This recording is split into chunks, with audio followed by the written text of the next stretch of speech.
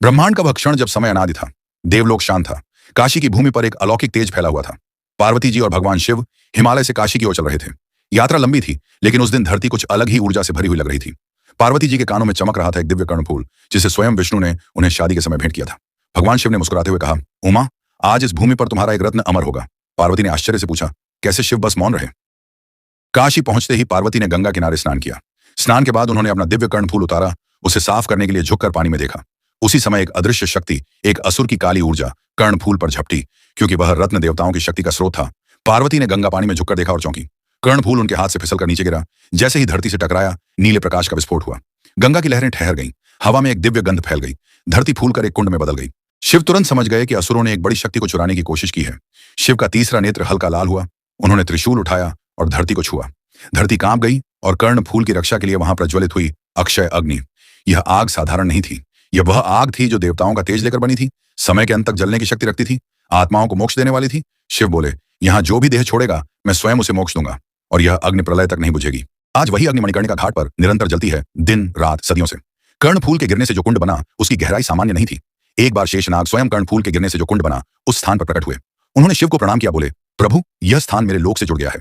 कुंड के तले एक मार्ग खुला है, जहां से नागलोक की ऊर्जा इस पृथ्वी को स्पर्श करेगी। शिव ने कहा, यही संतुलन रहेगा, ऊपर देव, नीचे नाग और बीच में मनुष्य का मोक्ष। मणिकर्णिका कुंड के तले एक गुप्त सुरंग है। कभी कभी पानी नीला चमकता है।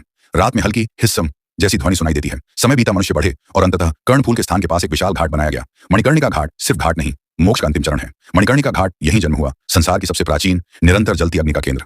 यहाँ मृत्यु कोई अंत नहीं, बल्कि शिव की बाहों में प्रवेश है।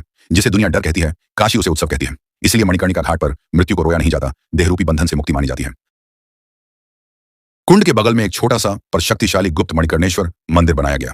अंदर है शिवलिंग, पार्वती का कर्णफूल चिन्ह, नागशिला, सदियों पुरानी काले कुंड से जुड़ी ऊर्जा रेखा। मंदिर में प्रवेश करते ही एक गहरी ठंडक और कंपन महसूस होता है, मानो समय रुक गया हो। यह मंदिर छोटा जरूर है, पर इसकी शक्ति काशी के सबसे बड़े मंदिरों से अधिक कही जाती है। कुंड का पानी कभी नहीं सूखता, अग्नि कभी नहीं बुझती।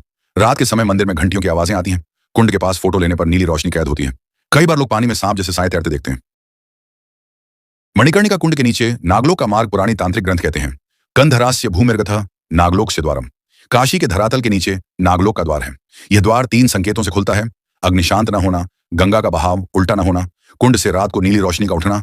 हर नाग पंचमी की रात मणिकर्णिका कुंड के भीतर एक नीला भंवर बनता है।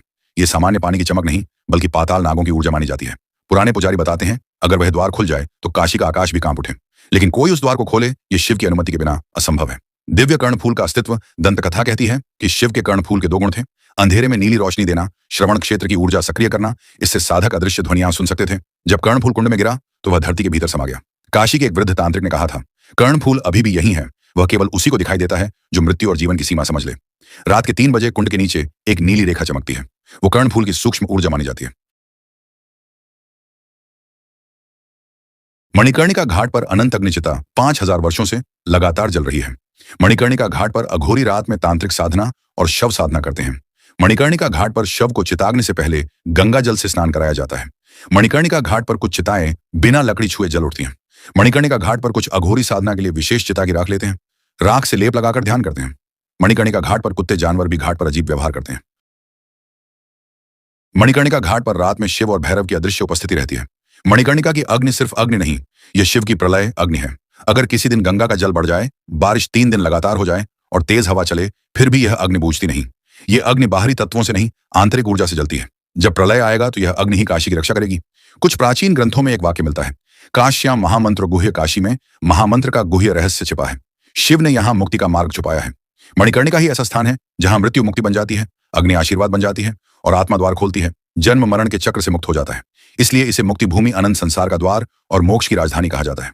रात के 3 बजे चारों तरफ शांत गंगा का बहाव, अग्नि अपनी नीली लौ के साथ स्थिर कुंड के नीचे। ओम नमः शिवाय से एक धीमी गूंज, ओम ओम ओम, यह हवा है।